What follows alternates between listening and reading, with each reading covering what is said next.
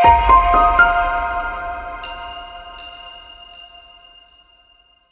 दोस्तों, मैं दिव्यांशी आपकी मैम एडुरीड क्लासेस के इस यूट्यूब प्लेटफॉर्म पर आप सभी का स्वागत करती हूँ।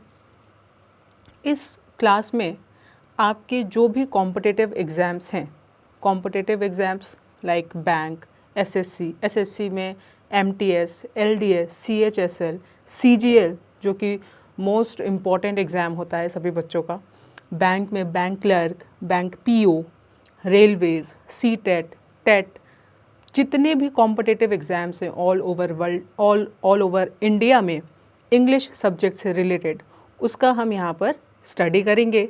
और स्टडी करने के साथ साथ जो भी प्रॉब्लम्स आती हैं like error detection, word meaning, phrases, fillers, comprehension, जितने भी तरीके के क्वेश्चंस आते हैं इंग्लिश सब्जेक्ट में, हम उन सभी का यहाँ पर स्टडी करेंगे। स्टडी करने के साथ साथ उसको सॉल्व करेंगे साथ में, और उनको और कैसे ईज़िली कैसे उसको हैंडल कर सकते हैं हम वो भी करेंगे। ठीक है, अगर हम बात करते हैं इंग्लिश सब्जेक्ट की, इंग्लिश एक सब्जेक्ट नहीं, पहले तो लैंग्वेज है। ठीक है, लैंग्वेज जो हम बोलते हैं, जैसे हम हिंदी बोलते हैं वैसे हम इंग्लिश भी बोलते हैं, लेकिन जब हम एग्ज़ाम के पॉइंट ऑफ व्यू से देखते हैं, और इंग्लिश बोलना आसान है, लोग ऐसा कहते हैं कि इंग्लिश बोलना आसान है, जो कि है भी।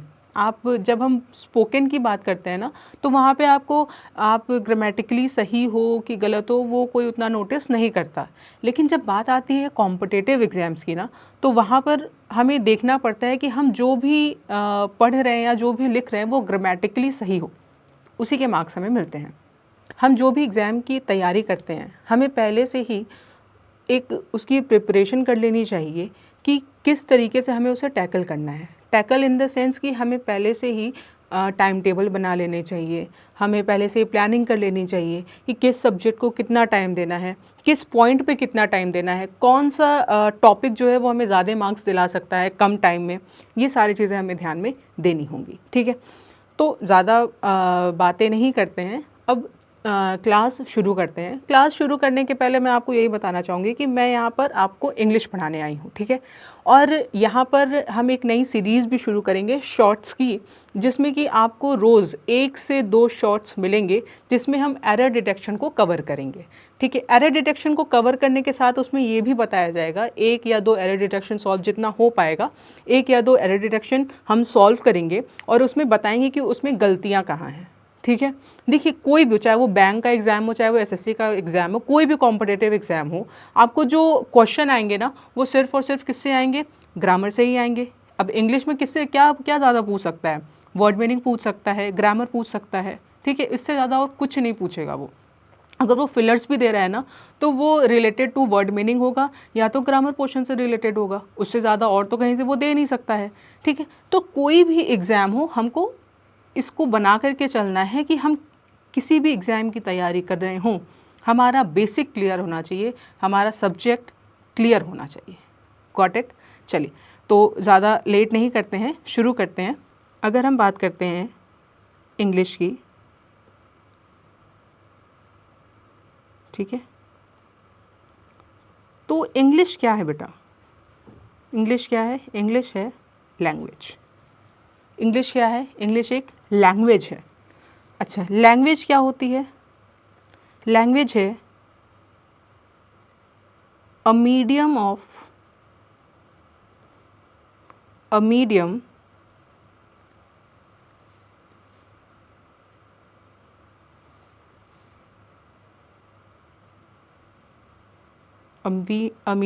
through which we express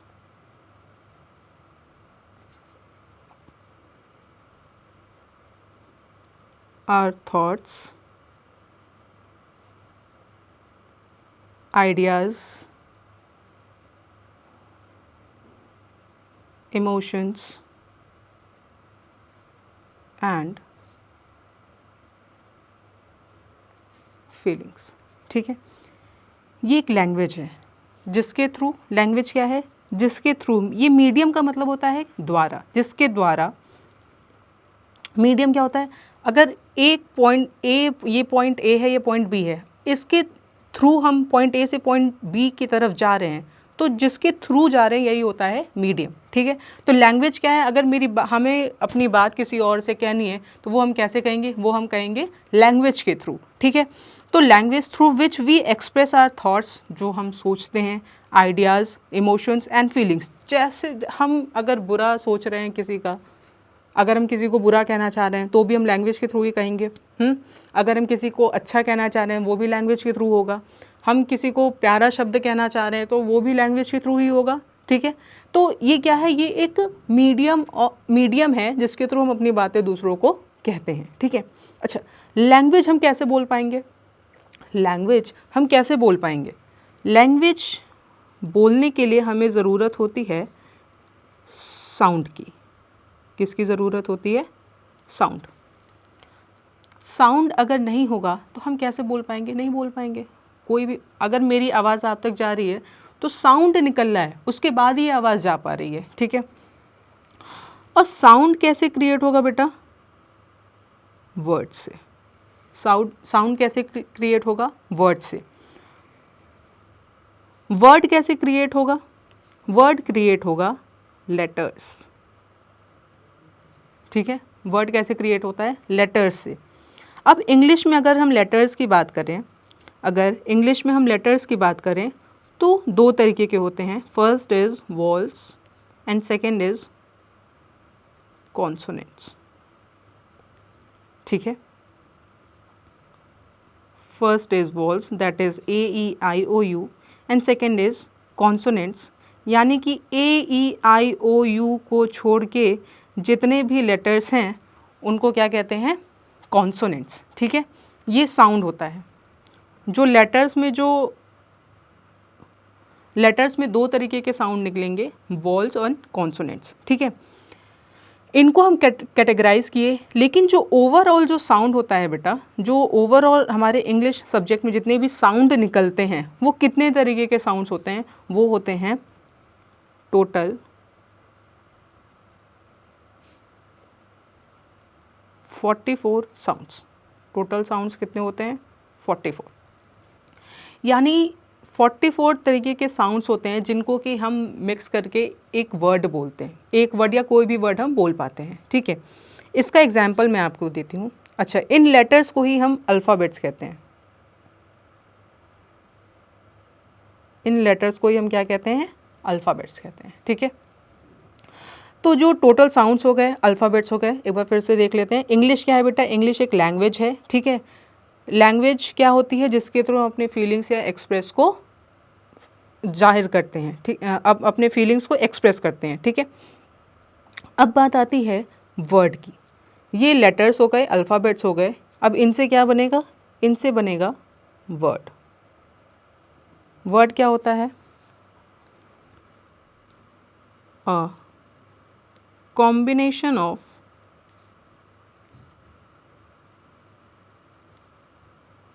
meaningful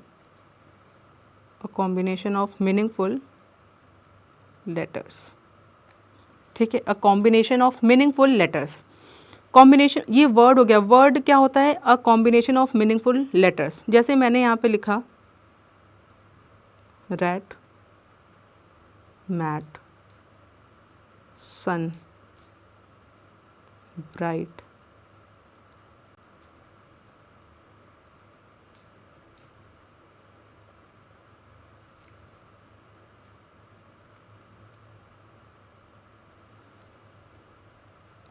ठीक है। रैट, मैट, सन, ब्राइट, XYRS, MAXT। तो ये जो दो वर्ड हमने लिखे XYRS और MAXT, क्या आपको ये इस वर्ड का मतलब पता है? ये कॉम्बिनेशन ऑफ लेटर तो हो गए, कॉम्बिनेशन ऑफ लेटर तो हो गए, लेकिन ये वर्ड नहीं है, ठीक है।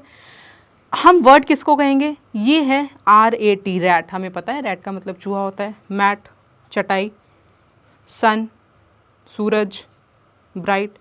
तो ये जो हो गए रैट, मैट, सन, ब्राइट, इनका हम समझ सकते हैं कि इनका कुछ मीनिंग निकल रहा है, लेकिन ये XYRS, MAXT इनका कोई मतलब नहीं निकल रहा है, तो हम इनको वर्ड नहीं कहेंगे। ओके, ये हो गई बात वर्ड की। अब बात करते हैं सेंटेंस की। किसकी बात करते हैं? अब बात करते हैं सेंटेंस। सेंटेंस क्या होता है? जिस तरीके से word a combination of meaningful letters होता है, उसी तरीके से सेंटेंस होता है अ कॉम्बिनेशन ऑफ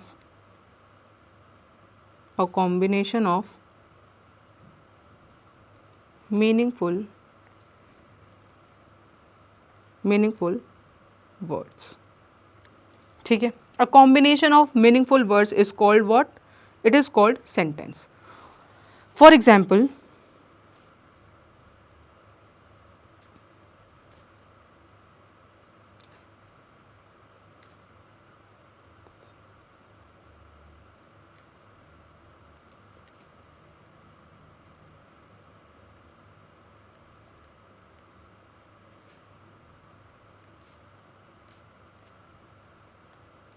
ठीक है, यहाँ पे 2 सेंटेंसेस दिए हुए हैं। ठीक, अब Ram is a very good boy और boy Ram very is a good, दोनों सेंटेंस आपके सामने हैं। आपको कौन सा सेंटेंस लग रहा है सही है?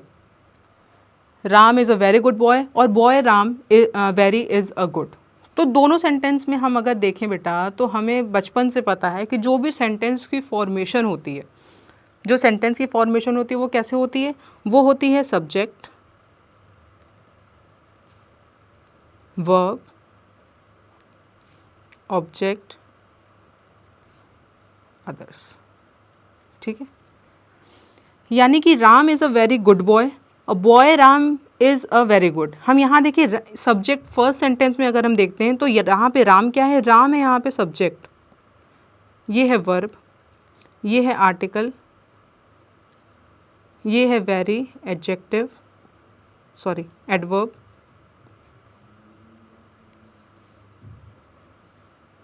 वेरी क्या है? एडवर्ब, गुड क्या है? एडजेक्टिव,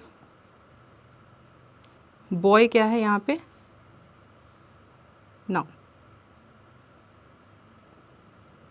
यहाँ पे राम भी नाउन है।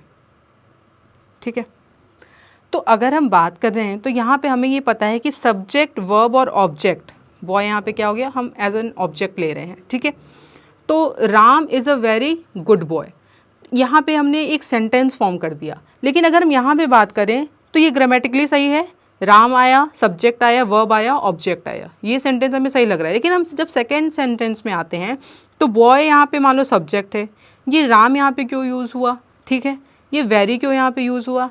इज़ अ गुड, ये पढ़ने में ही हमें सही नहीं लग रहा है। अच्छा, ये जैसे जैसे हम सब चैप्टर्स क्लियर करते जाएंगे, हम आपको बताते जाएंगे कि यहाँ पे ये आर्टिकल क्या है, वर्ब क्या है, एडवर्ब क्या है, एडजेक्टिव क्या है, नाउन क्या है, इन सब के बारे में हम ब्रीफली एक्सप्लेन करेंगे। ठीक है, तो subject, verb, object and others. तो यानी कि सेकंड सेंटेंस हमारा गलत है और कौन सा सेंटेंस सही है? पहला सेंटेंस। यानी कि मीनिंगफुल वर्ड होने चाहिए, जो भी वर्ड हो वो मीनिंगफुल होने चाहिए। इसका एक और एग्जाम्पल अच्छा मैं देती हूँ। इसका एक और एग्जाम्पल हम क्रिएट कर सकते हैं। जैसे कि अभी हमने ऊपर बताया कि सब्जेक्ट, वर्ब और ऑब्जेक्ट होना चाहिए। ठीक है, एक एग्जाम्पल था ये। अब हम बताते हैं, अगर तीसरा एग्जाम्पल हम लेते हैं तो इसमें हम क्या कहते हैं कि राम ड्रिंक्स वाटर। चौथा है वाटर ड्रिंक्स राम। ठीक, यहाँ पे भी बेटा 2 सेंटेंस है, राम ड्रिंक्स वाटर।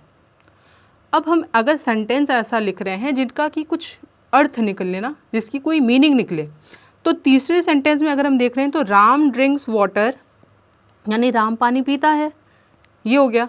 लेकिन जब फोर्थ सेंटेंस में देख रहे हैं तो वाटर ड्रिंक्स राम यानी कि पानी राम को पीता है, इसका कोई मीनिंग नहीं निकल रहा है, इसका कोई अर्थ नहीं निकल रहा है। तो यानी कि यहाँ जो थर्ड सेंटेंस है वो सही होगा और जो फोर्थ है वो गलत होगा। यानी कि मीनिंगफुल वर्ड के जो कॉम्बिनेशंस होते हैं उनको ही हम सेंटेंस कहते हैं। Okay, got it? क्लियर हो गया यहाँ तक? ये तो हल्का फुल्का एक एग्जाम्पल था आपको कि आप उसको एक इंग्लिश को हम कैसे बेसिक तरीके से हम उसको लेकर के चलते हैं। और इंग्लिश बहुत ही आसान है, आपको बिल्कुल परेशान होने की ज़रूरत नहीं है। जितने आसानी से, आराम से, पेशेंटली हम समझते जाएंगे उतना ही हमें इसमें मज़ा आएगा। ठीक है, चलिए।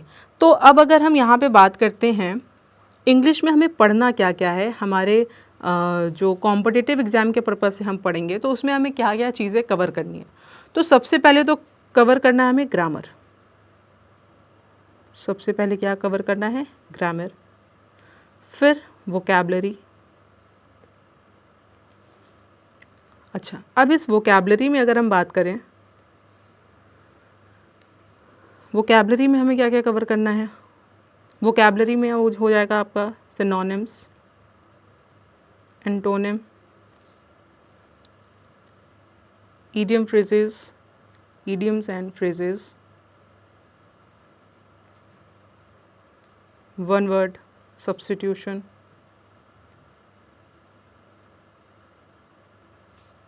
fillers, etcetera. ठीक है, हर एग्ज़ाम में, हर सेक्शन में अलग अलग चीज़ें होती हैं, लेकिन बेसिकली हमें वोकैबलरी में और भी चीज़ें हैं जिसको कि हम कवर करते हुए चलेंगे। ठीक है, अगर बात करते हैं ग्रामर पोर्शन की, तो ग्रामर में हमें क्या क्या कवर करना है? ग्रामर में हमें कवर करना है parts of speech.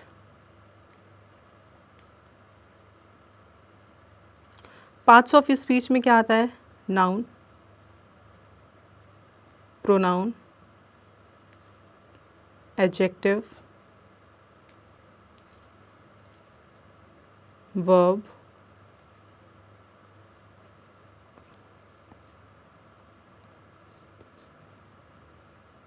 Adverb, preposition, conjunction, interjection. ठीक है, इन सब के बारे में हम अच्छे से पढ़ेंगे। लास्ट में एक आता है आर्टिकल्स। ठीक है, आर्टिकल्स पार्ट्स ऑफ स्पीच में आता भी है, नहीं भी आता है, इसको हम लेकिन पार्ट्स ऑफ स्पीच के बाहर ही रखेंगे, लेकिन it is the most important part of the grammar. ठीक है, इसके बिना हम चल भी नहीं सकते, तो इसको लेना भाई ज़रूरी है। तो ये हो गया नाउन और प्रोनाउन। अच्छा, ऐसा भी तो हो सकता है कि ये जो मैंने जैसे लिखा है हम इसी तरीके से चलेंगे, पहले नाउन पढ़ेंगे, उसके बाद प्रोनाउन पढ़ेंगे, वर्ब, एडजेक्टिव, एडवर्ब, सारी चीज़ें ऐसे ही पढ़ते हुए चलेंगे। तो ऐसा क्यों आपके मन में आ रहा होगा कि पहले हम नाउन क्यों पढ़ रहे हैं? हम कुछ भी पहले पढ़ सकते हैं, हमारा मन, प्रीपोजिशन पहले उठा लो, कंजंक्शन उठा लो, इंटरजेक्शन उठा लो, हम नाउन ही पहले क्यों पढ़ रहे हैं? नाउन पहले पढ़ने का और प्रोनाउन उसके बाद पढ़ने का मतलब यही है कि जब तक कि नाउन हम नहीं पढ़ सकते, यानी नाउन क्या है? नाउन किसी सब्जेक्ट या ऑब्जेक्ट की जगह पे आप नाउन या प्रोनाउन ही रख सकते हो और कुछ नहीं रख सकते। ठीक है, किसी भी सेंटेंस में कोई भी व्यक्ति हो, लिविंग हो, नॉन लिविंग हो, जब तक कि वो एज अ सब्जेक्ट यूज़ हो रहा है तो वो नाउन ही होगा। ठीक है, हम क्लियर करेंगे नाउन, जब हम पढ़ने लगेंगे तो इसमें क्लियर करेंगे कि नाउन हम इसको क्यों कहते हैं। ठीक है, तो नाउन हो गया, प्रोनाउन हो गया, एडजेक्टिव हो गया, verb, adverb, preposition, conjunction, interjection and articles. ये सारी चीज़ें हम ग्रामर पोर्शन में कवर करते हुए चलेंगे।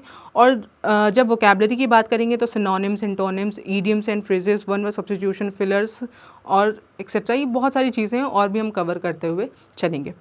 आपको फिर से मैं बता देती हूँ कि हम एक शॉर्ट्स तैयार कर रहे हैं, शॉर्ट्स टारगेट लेकर के चल रहे हैं। हमारे जितने भी कॉम्पिटिटिव एग्जाम्स आ रहे हैं एसएससी के, 100 डेज़ के शॉर्ट्स होंगे, उसमें हर एक शॉर्ट में एक एरर डिटेक्शन, एक या दो जितने भी हो पाएंगे क्लियर करते हुए चलेंगे। चाहे उसमें हम जो भी एग्ज़ाम पिछले एग्ज़ाम में आ चुके हैं वो सारी चीज़ें आपको बताएंगे कि उसमें एरर कहाँ है, कहाँ कैसी प्रॉब्लम्स आती हैं, क्वेश्चंस कैसे आते हैं। ठीक है, चलिए।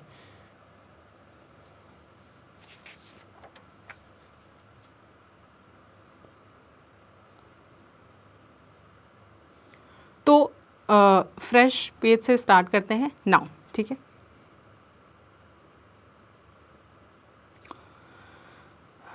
बच्चों बात करते हैं नाउन की। तो नाउन क्या है? नाउन हमने बचपन से पढ़ रखा है। Now what is noun? Noun is the name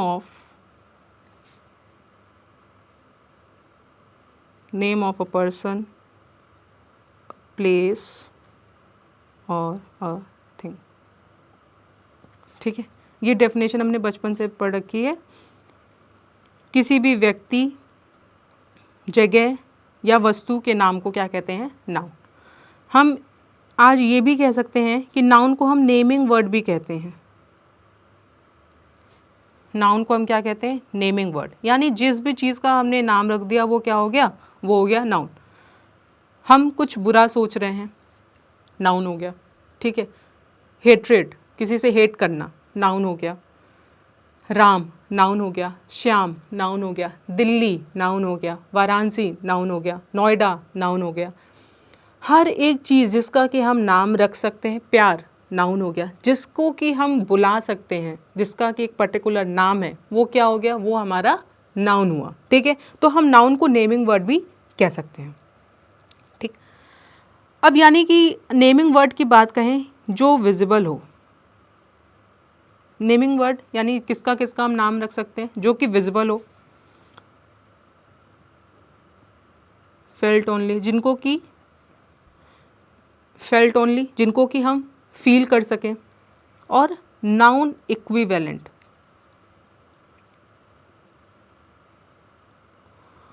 noun equivalent क्या होता है? नाउन इक्विवेलेंट मतलब जो नाउन होते नहीं हैं लेकिन वो नाउन का काम करते हैं। ठीक है, वो होते हैं नाउन इक्विवेलेंट। तो यहाँ हो गया नेमिंग वर्ड जिनका जिनका हम नाम रख सकते हैं, visible, felt only, noun equivalent, right. अब आइडेंटिफिकेशन ऑफ नाउन, जैसे पहले इसका एग्जाम्पल ले लें।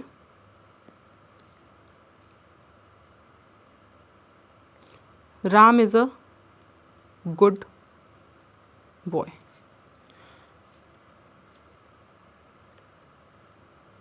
सीता ईट्स रोटी।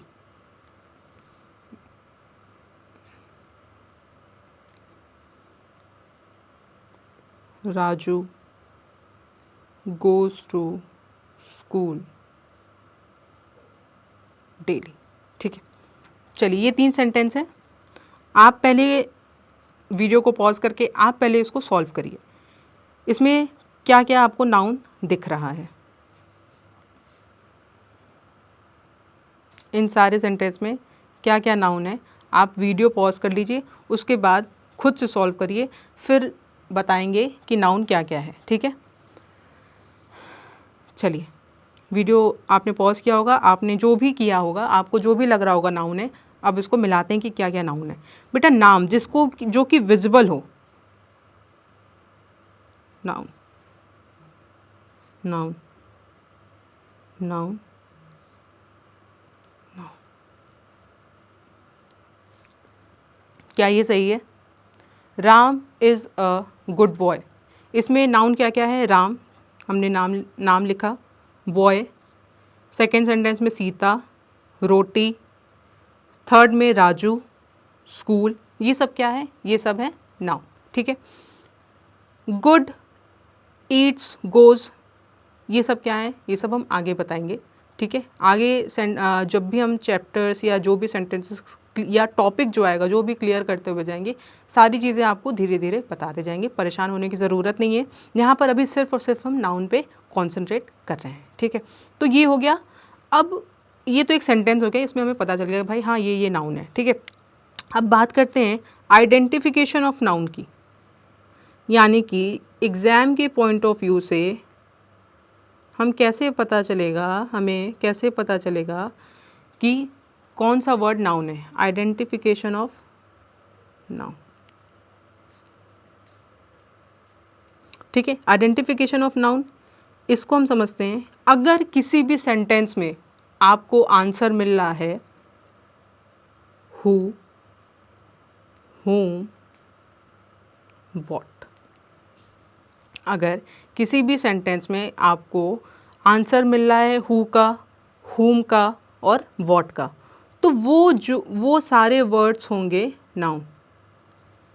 किसी भी सेंटेंस में I am repeating, who, whom और what का आंसर मिल रहा है तो वो सारे वर्ड्स होते हैं noun. For example,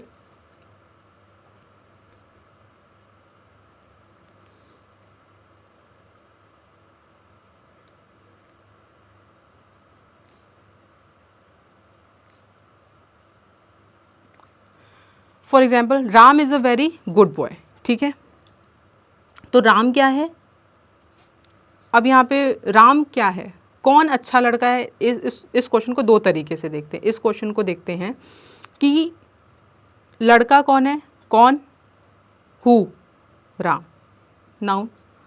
Ram is a very good boy, कौन है, राम कौन है, राम है गुड बॉय। यानी कि इस सेंटेंस में हमें मिल रहा है हु और वॉट का answer. Ram is a very good boy. एक बार फिर से मैं रिपीट कर रही हूँ, राम यहाँ पे क्या है, कौन अच्छा लड़का है, राम है, नाउन। राम क्या है, अच्छा लड़का है, यानी कि यहाँ पे भी बॉय जो हो गया नाउन। देखो अच्छा यहाँ पे क्या है, यहाँ पे अच्छा है एडजेक्टिव, ठीक है। जब भी किसी नाउन के पहले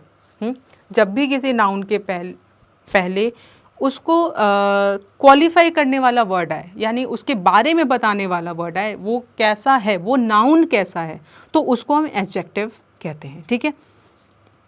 तो ये हो गया पहला sentence, Ram is a very good boy. Second sentence है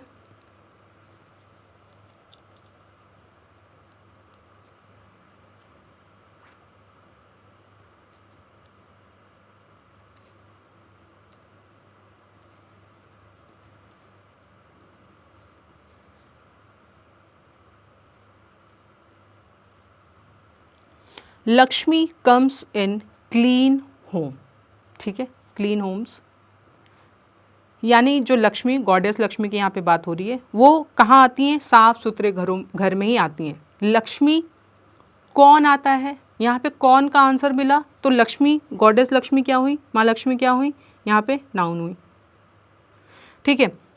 अब कम्स इन क्लीन होम्स, यानी यहाँ पे होम क्या हो गया, यहाँ पे तो ना तो हु का आंसर मिल रहा है, ना तो होम का आंसर मिल रहा है, ना तो व्हाट का आंसर मिल रहा है, वेयर, यहाँ हमें क्या मिल रहा है, वेयर। अच्छा लेकिन होम तो होता है ना, होम तो नाउन है, तो यहाँ पे यहीं पे बात आ गई नाउन इक्विवेलेंट, यानी जो वर्ड नाउन नहीं होते हैं लेकिन नाउन का काम करते हो, that is called noun equivalent. यहाँ पे हमें आंसर हु, वॉट, हुम का नहीं मिल रहा है, हमें यहाँ पे आंसर मिल रहा है वेयर। कहाँ आती हैं, घरों में।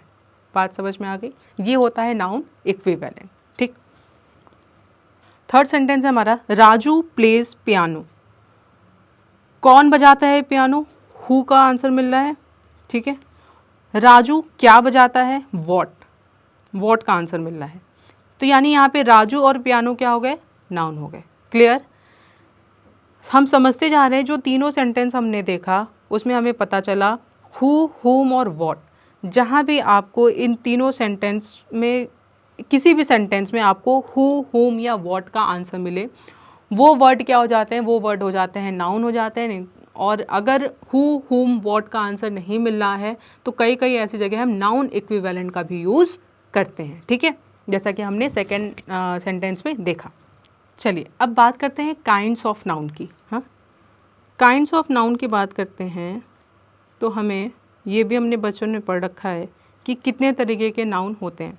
अच्छा, नाउन को हिंदी में क्या कहते हैं, कमेंट बॉक्स में बताइएगा।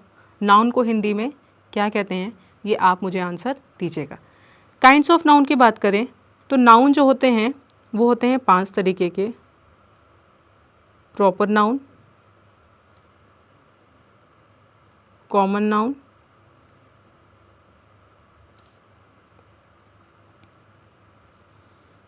Collective noun, material noun and fifth is abstract noun. Fifth is what? Abstract noun.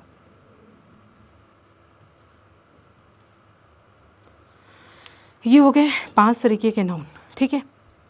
अब proper, common, collective, material, abstract, ये जितने भी नाउन है ना, हर एक पॉइंट से हमारे एग्जाम्स में पूछ चुका है, तो हर एक पॉइंट इम्पॉर्टेंट है, किसी न किसी फॉर्म में इसने पूछा है, चाहे वो एसएससी हो, चाहे वो बैंक हो, चाहे वो किसी भी कॉम्पिटिटिव एग्ज़ाम की बात करें, तो हमारे एग्ज़ाम में इन सारे काइंड्स ऑफ नाउन से एक ना एक क्वेश्चन आते ही हैं, तो इसको बहुत ध्यान से समझते हुए चलना है। पहले बात करते हैं हम प्रॉपर नाउन की।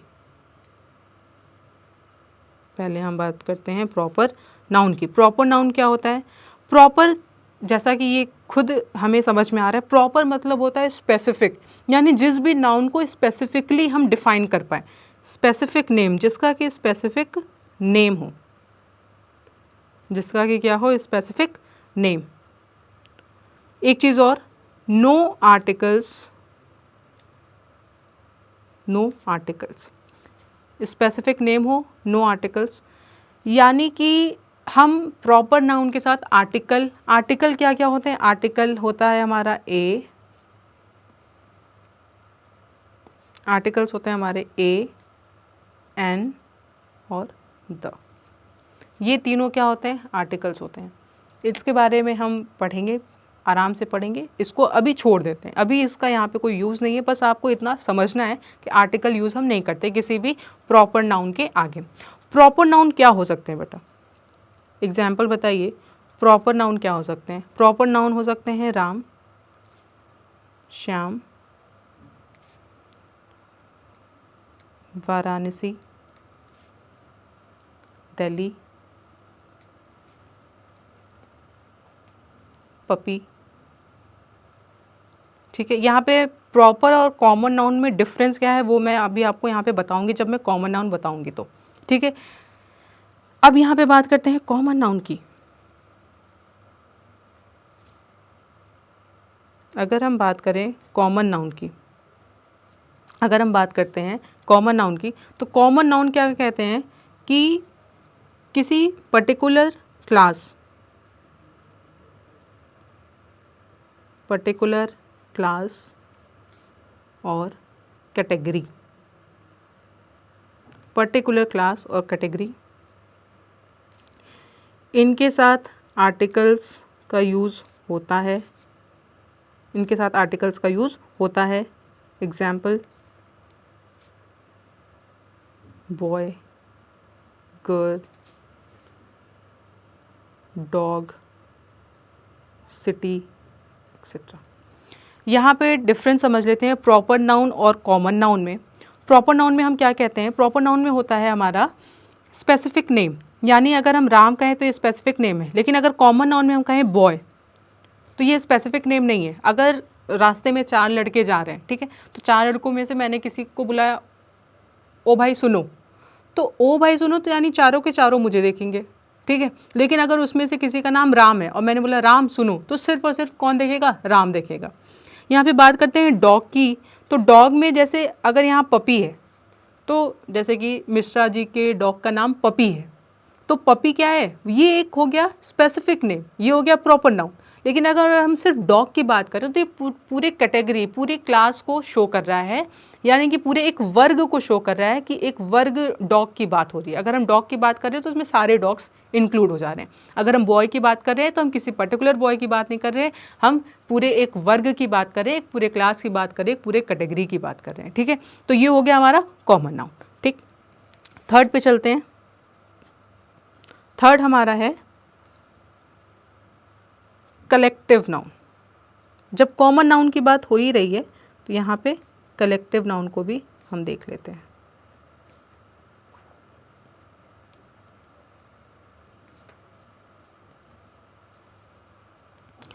ठीक है, ये अभी सिर्फ मैं आपको एक डेफिनेशन दे रही हूँ कि ये कलेक्टिव नाउन या प्रॉपर नाउन होता क्या है। हम इस जिस भी काइंड्स ऑफ नाउन को हमें डिटेल में पढ़ना होगा हम उसको पढ़ेंगे। ठीक है, कलेक्टिव नाउन में क्या होता है? कलेक्टिव नाउन होता है हमारा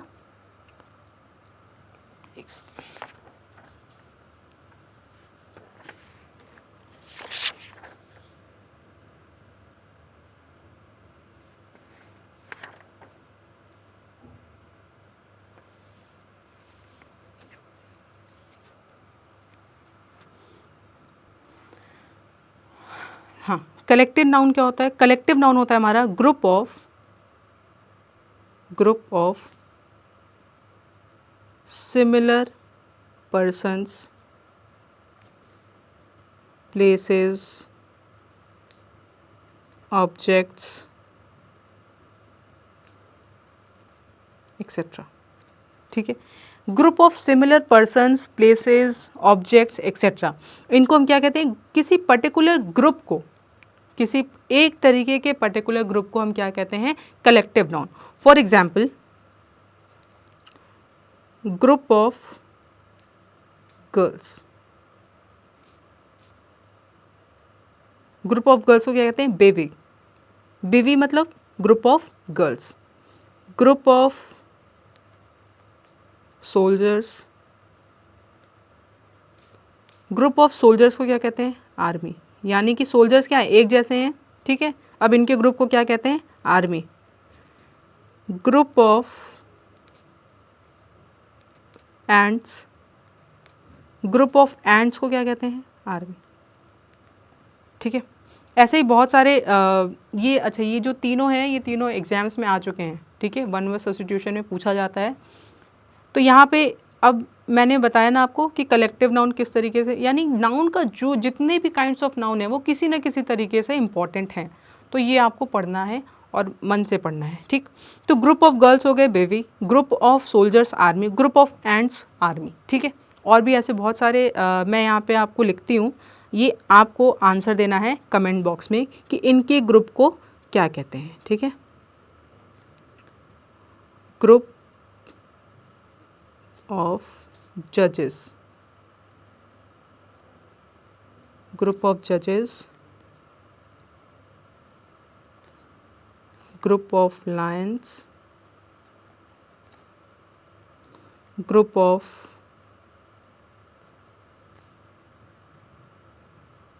डायरेक्टर्स, ग्रुप ऑफ एलिगेटर्स, ठीक है। ये चार सेंटेंसेस हैं, इनका वन वर्ड सब्स्टिट्यूशन आपको कमेंट बॉक्स में देना है, ठीक है। तो यहाँ पे बात हो गई proper noun, common noun, collective noun की। अब हम बात करते हैं फोर्थ, हम बात करते हैं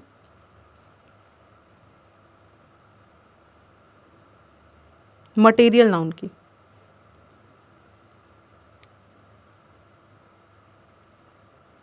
फोर्थ हम बात करेंगे मटेरियल नाउन की।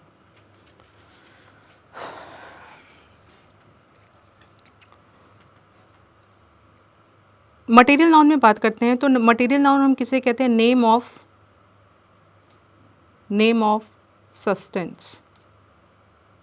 सस्टेंस मतलब क्या हो गया, सस्टेंस मतलब हो गया वस्तु, ठीक है। अच्छा, ये सस्टेंस है, इसको यहाँ पे जो बी है, सब्सटेंस नहीं पढ़ते, बी यहाँ पे साइलेंट होता है। नेम ऑफ सस्टेंस यानी कोई भी मटेरियल, कोई भी वस्तु, ठीक है। No use of articles, no use of articles, इनके साथ भी हम आर्टिकल का यूज नहीं करते। Example, gold, metal, silver, bronze etcetera. ये क्या हो गया हमारा मटेरियल नाउन। अब बात करते हैं एब्स्ट्रैक्ट नाउन की। लास्ट में हमारा कौन बचा, एब्स्ट्रैक्ट नाउन। एब्स्ट्रैक्ट नाउन क्या होती है, भाववाचक संज्ञा, यानी कि जिस भी अपने इमोशंस को, अपनी फीलिंग्स को, या ऐसी चीज़ें जिनको कि हम छू नहीं सकते, सिर्फ और सिर्फ महसूस कर सकते हैं, वो होती है हमारी भाववाचक संज्ञा, एब्स्ट्रैक्ट नाउन। अब यहाँ पे फॉर एग्जाम्पल, लाफ्टर, हंसी, हेट्रेड, लव, एंगर,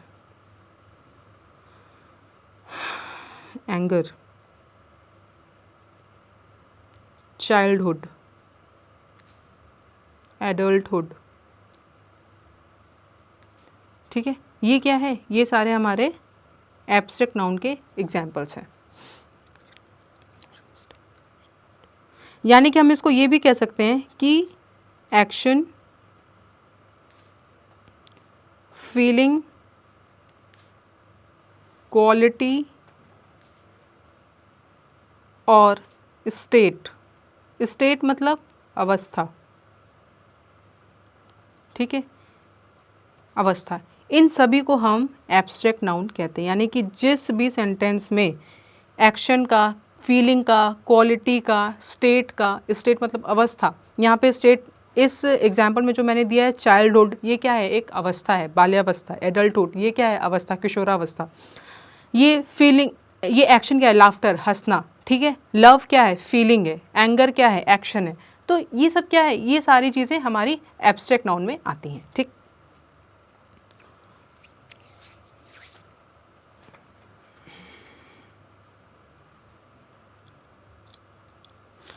अब अगर हम एब्स्ट्रैक्ट नाउन की बात करते हैं, तो एब्स्ट्रैक्ट नाउन में हम इसको थोड़ा सा यहीं पे विस्तार से समझ लेते हैं, क्योंकि हमारा लास्ट काइंड ऑफ नाउन है और ये हमारा इम्पॉर्टेंट भी है। बच्चों, जब हम एब्स्ट्रैक्ट नाउन की बात करते हैं तो एब्स्ट्रैक्ट नाउन अपने साथ कुछ सफिक्स ले आता है और प्रीफिक्स ले आता है, ठीक है। सफिक्स ले आता है और प्रीफिक्स ले आता है। सफिक्स क्या होते हैं, सफिक्स होते हैं प्रत्यय। चलो इतनी हिंदी नहीं समझ में आएगी आपको, मैं बस इतना समझ लो। सफिक्स क्या होते हैं, जो कि वाक्य के अंत में आते हैं, ठीक है। और प्रीफिक्स क्या होते हैं, प्रीफिक्स जो वाक्य के शुरुआत में आते हैं, ठीक है। सफिक्स जो वाक्य के अंत में आते हों और प्रीफिक्स जो वाक्य के शुरुआत में आते हों। ये हो गए अंत में और शुरुआत में, ये हो गए एब्स्ट्रैक्ट नाउन। यानी कि एब्स्ट्रैक्ट नाउन जब भी आता है वो अकेला नहीं आता, वो आता है अपने साथ कुछ सफिक्स लेके या कुछ प्रीफिक्स लेके। अकेला भी आता है, ऐसा नहीं है, लेकिन ज़्यादातर जिस भी वर्ड में सफिक्स ऐड हो जाते हैं उनको हम एब्स्ट्रैक्ट नाउन बना लेते हैं। फॉर एग्ज़ाम्पल, अगर हम एग्ज़ाम्पल यहाँ पे देने जाए कि क्या क्या वर्ड, किस किस वर्ड में हम सफिक्स ऐड कर लें जो कि हमारा एब्स्ट्रैक्ट नाउन हो जाएगा, तो इसको नोट डाउन कर लेते हैं।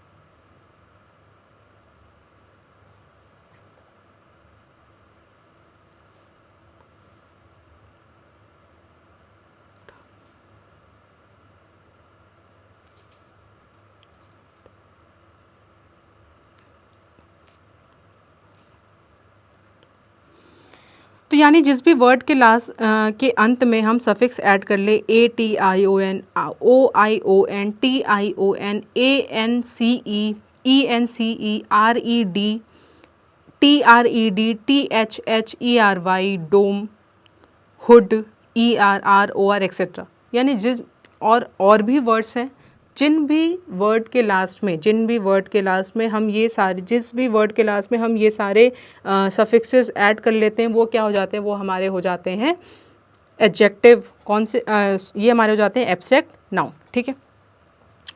फॉर एग्जांपल, अब इससे क्या क्या एग्जांपल दे सकते हैं, डिवोशन, इम्पोर्टेंस,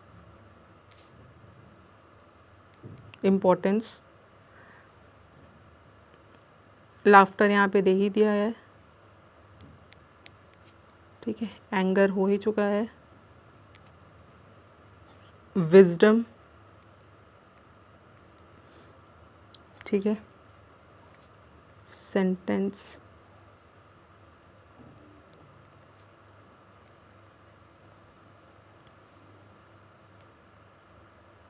एनिमिटी,